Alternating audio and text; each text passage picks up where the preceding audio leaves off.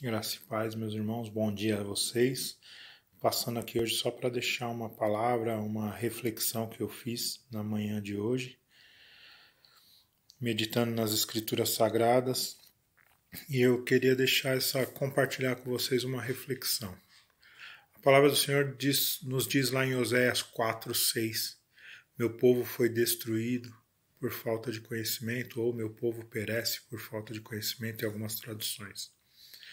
E eu me peguei vendo uma matéria de um cantor americano, um cantor gospel, filho de pastor, criado no berço cristão, que hoje ele diz não acreditar mais em Deus e ele tem alguns questionamentos que nós fazíamos quando criança. Ele tem 36 anos e não é essa a questão.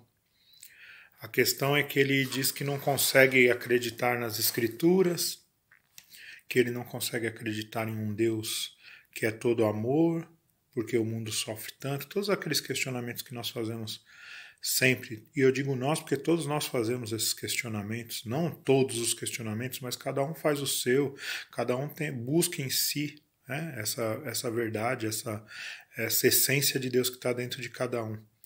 E lá em Oséias, quando diz isso, nós vemos muitos pregadores pregando isoladamente esse versículo, e eu já falei para vocês em outros vídeos que eu não gosto de pregação isolada, mas assim, estava dizendo que o povo é destruído por não conhecer as leis do Senhor e por não viver as leis do Senhor. O que eu quero dizer com isso? Eu vejo muitas pessoas nos dias de hoje falando, leia a Bíblia. Todos os dias leia a Bíblia. É necessário ler a Bíblia? Claro, sim, é necessário. Mas é eficaz ler a Bíblia? Não, só ler a Bíblia não é eficaz. Se você não buscar entender a essência do que diz as Escrituras, não buscar a essência de Deus dentro do seu coração e dentro da sua vida, lembrando que você é a Igreja de Cristo, não vai te fazer diferença nenhuma. A Bíblia vai passar a ser somente um livro de boas mensagens, vai ser aquele livro que você abre, lê um salmo para te dar um ânimo, né? Um livro que não vai te preencher como deve. Por que essas angústias, essas dúvidas têm assolado tanto o povo cristão nos últimos tempos, principalmente agora em momento de pandemia? Porque nós estamos vazios. Nós estamos vazios da presença de Deus. Nós não estamos mais encontrando onde achávamos que deveríamos encontrar.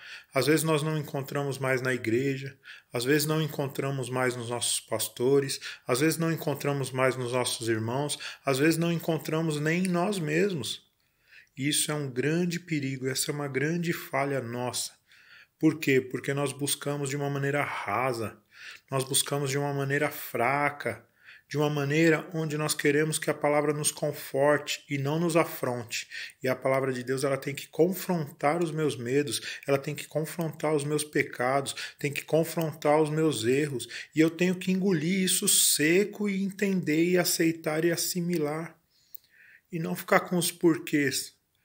Porque Paulo disse, né, que na época que ele era criança, ele fazia coisas de criança. Quando deixou de ser criança, não fazia mais coisas de criança. E esse negócio de por quê, por quê, por quê, sabe? Um porquê na pergunta e um porquê em cima de cada resposta é uma coisa que não condiz com a nossa realidade. Não que não tenhamos que ter dúvidas. As dúvidas são necessárias, elas aparecem e elas nos fazem crescer quando devidamente estudadas e esclarecidas. Então, vamos mergulhar na palavra. Vamos mergulhar em conteúdo, vamos aprender uns com os outros, vamos ouvir o que o irmão tem para me dizer, mesmo que eu ache que não é para mim.